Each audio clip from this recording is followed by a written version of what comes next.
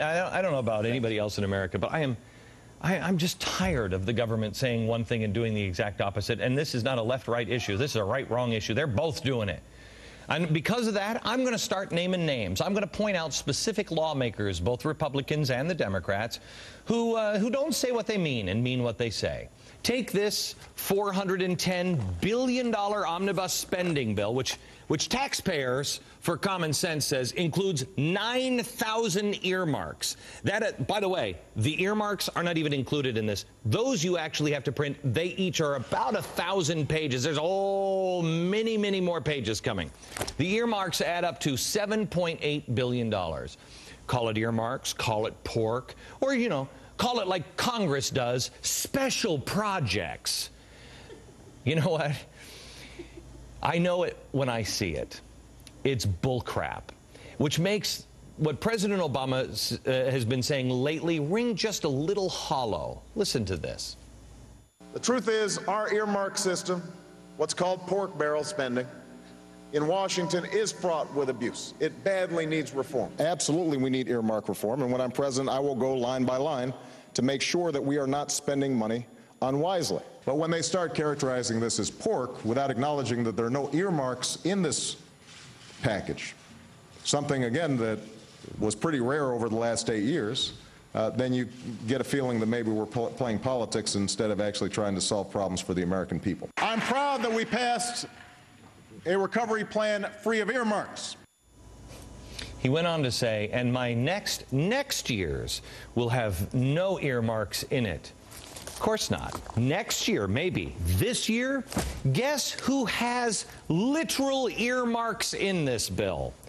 Oh my gosh, look at this. President Barack Obama, as a senator, has literal earmarks in this bill that was released today. Oh my gosh, here's one from Joe Biden. Here's one from Joe Biden. Here's one from Joe Biden. Joe Biden, Joe Biden, Joe Biden, Joe Biden. Are you kidding me? Does the president really think we're this stupid to see what's going on? No. Let me ask that question again. Are we this stupid? Do we agree with Chuck Schumer? And let me say this to all of the chattering class that so much focuses on those little tiny, yes, porky amendments. The American people really don't care. You know what, Chuck Schumer? I care. I care. I think the Americans care. Obama is wrong. Is this man the most powerful man in the world, telling us that he wants to get rid of earmarks, but yet he's incapable of controlling his own party? He said he just can't keep them from spending on worthy projects like $1.2 million to fund mosquito trapping in Gainesville, Florida. By the way, that wasn't requested by anybody in Florida. That was requested by somebody in Connecticut, Congressman or Congresswoman Rosa Delauro. An absolute nightmare.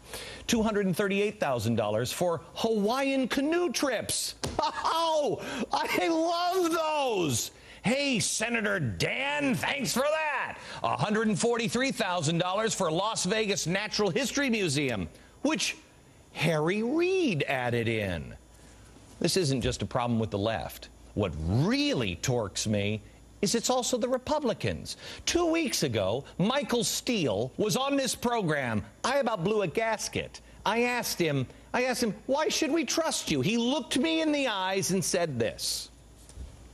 You don't need to tell the Democrats that they stink. You need the Republicans to actually apply the principles in their life every single day. Absolutely. And the way I do that, Glenn, is by getting up in their face. I've got to go back to my base, and I've got to make sure that we're grooming the candidates who understand those principles and apply those principles in their leadership, whether in legislative office or whatever they're doing that has that Republican brand attached to it. Yeah, that's fantastic. Where's Steele now?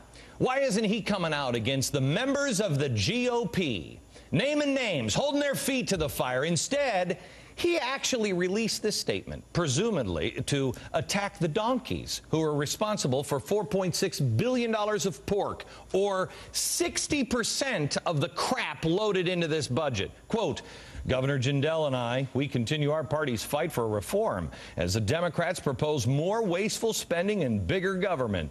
Really? I'm not really a mathematician, but I am a thinker.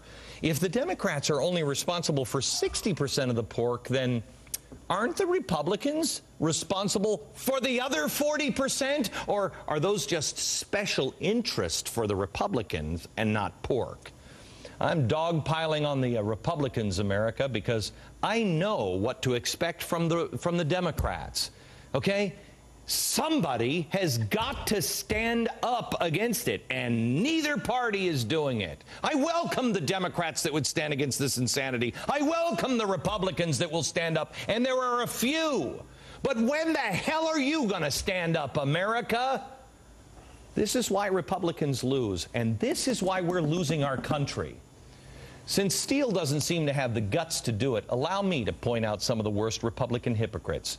Senator from Mississippi, Tad Cochran, the top Republican on the Senate Appropriations, backs earmarks, including a $950,000 nature education center in his state. South Carolina Senator Lindsey also wants $950,000 for Myrtle Beach Convention Center. In Wyoming, the Congresswoman there, Barbara Cubin, asked for $190,000 for the Buffalo Bill Historical Center. I've been there. I like it. But you know what? If you can't get it done locally, why the hell am I paying for it here? Say what you mean and mean what you say, America. Let's let the truth actually stand. But, oh, by the way, I have an update. You know the Barack Obama earmark that I told you? As I was in that replay of what Michael Steele, I was handed a news update. This just breaking, President Obama's name is going to be removed from this, not the earmark, just any record that he put it in. Back in a second.